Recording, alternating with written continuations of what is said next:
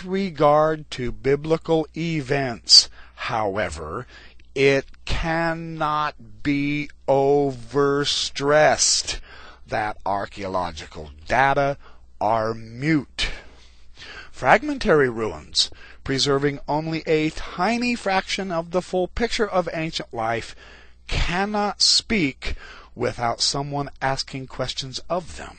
Now, the kind of questions asked are part and parcel of the answers heard, because of predispositions on the part of the questioner. In other words, there is no objective, empirical data.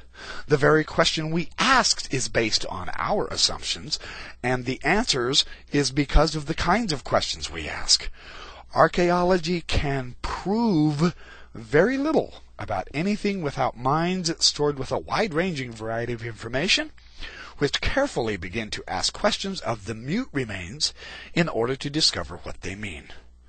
It is all too easy for lack of information and imagination to gain less than the remains can supply, or for fertile imaginations to suppose that the ancient trash heaps tell them more than a more controlled mind can believe they do. It is small wonder, then, that disagreement and debate arise. A destruction layer in the ruins does not tell us the identity of the people involved.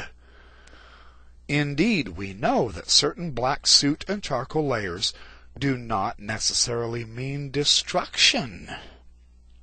An accidental fire in one part of the town or city, certain industrial pursuits, or even an earthquake may be the answer.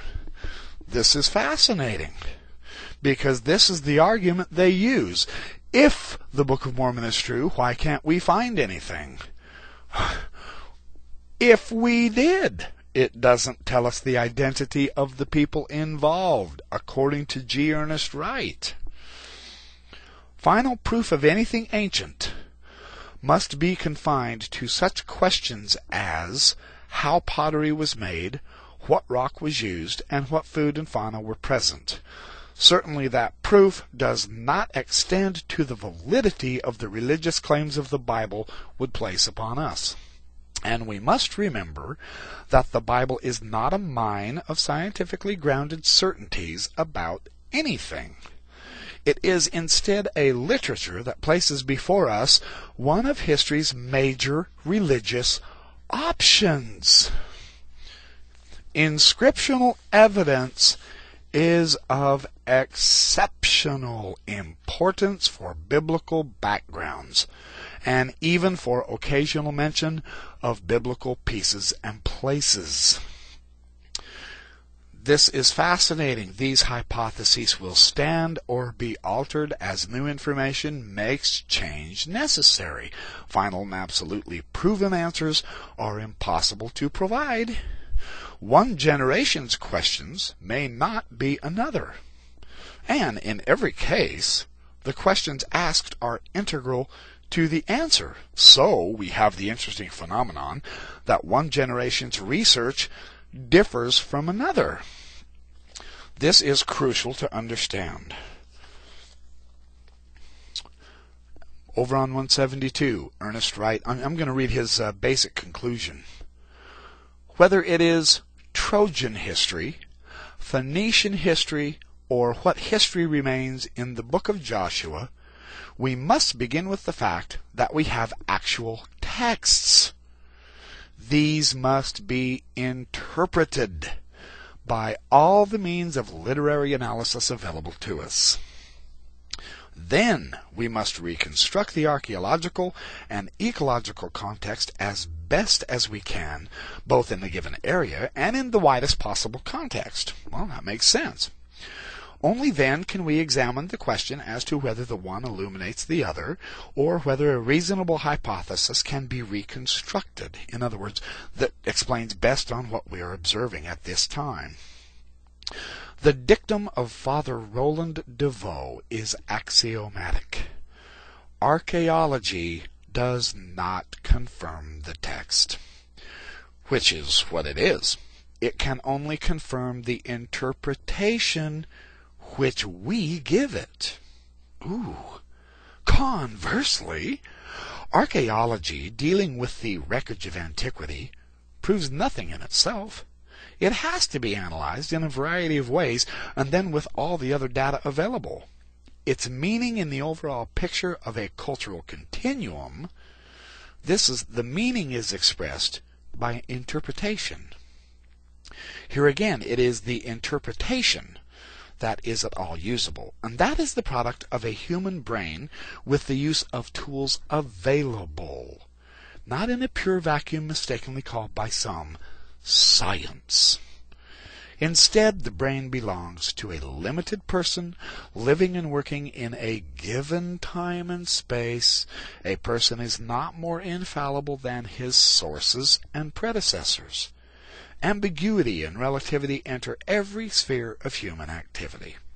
Some minds rise above others as masters of their peers, but the solid proofs which so many assume possible at the end of either scientific or historical work cannot be attained by finite beings.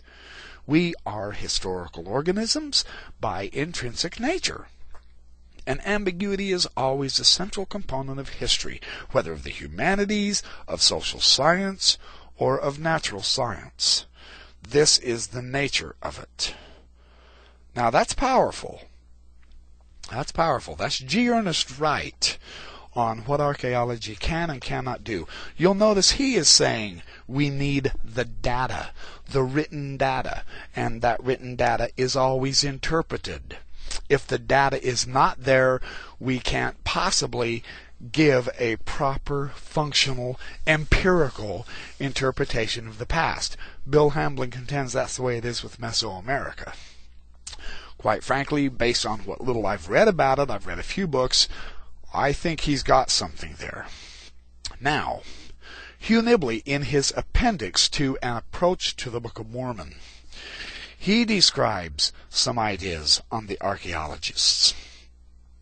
J. de Laet, a Belgian archaeologist of wide experience in Europe and the Near East. This is page 433. I'm in the third edition, kicked out by Farms and Deseret, 1988. The Belgian archaeologist just wrote a monograph on the limitations of archaeology. He begins by pointing out the great amount of jealousy and tension that always exists among archaeologists, and the conflicting definitions of archaeology. We're still arguing what it is. So he says, because of faulty concepts and practices, we do not hesitate to affirm that at least 50% of all archaeological material gathered in the course of the past century in almost every country of the ancient world is actually of highly questionable value. As to the rest, the archaeological documents of undoubted validity to which one can accord complete confidence are still insufficiently numerous to be used as a foundation for systematic historical and philological study. So what does this archaeologist conclude? He says this: historians and philologists have attempted much too soon to utilize the offerings of archaeology in the attempt to solve